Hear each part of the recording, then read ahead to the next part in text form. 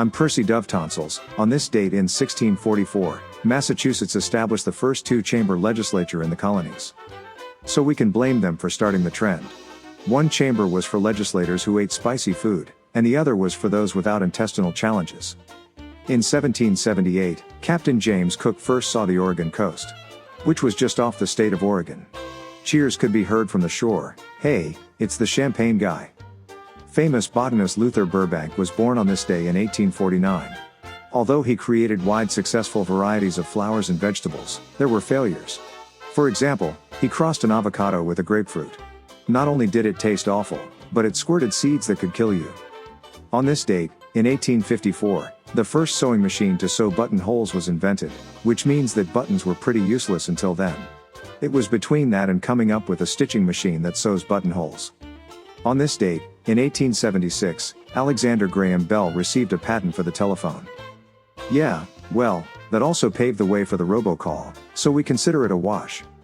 The very next day, he got his first call from a telemarketer. He was so excited but unable to call anyone and tell them, since he was the only one with a phone, if he promised to quit calling the patent office. That night, he got his first phone call from an aluminum siding salesman.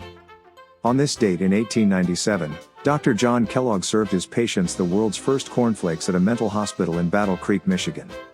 It probably would have been fine, but they had requested Fruity Pebbles.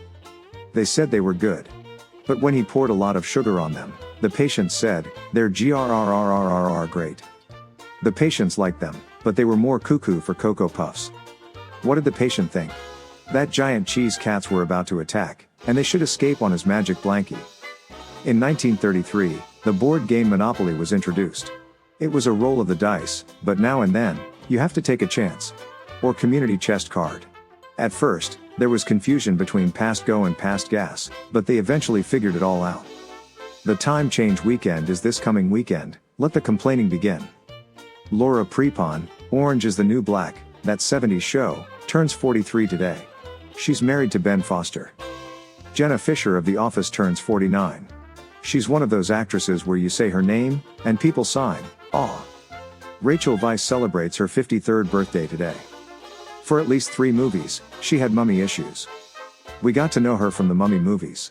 Imagine working with an old and dried up co-star, although Woody Allen's leading ladies have been doing that for years. As an actress, that could be a terrifying age. Being married to Daniel Craig, we think life is pretty friggin' good. Wanda Sykes turns 50 today. That's all we'll say. I sure don't want to tick her off. She always shows up on a TV show somewhere. Taylor Dayne turns 61 today. Years ago, she had a #1 hit called I'll Always Love You. We didn't feel the same way. Everyone's favorite high school teacher, Bryan Cranston, turns 67 today. Going from Malcolm in the Middle to Breaking Bad, now there's a swing. Some say Breaking Bad was the prequel to Malcolm in the Middle. And finally, I decided to cancel my Twitter account. I don't want to sound paranoid, but I was sure people were following me. With exciting facts to clutter your mind, I'm Percy Dove Tonsils, for KDAZ, Digital Broadcasting. And thanks for listening.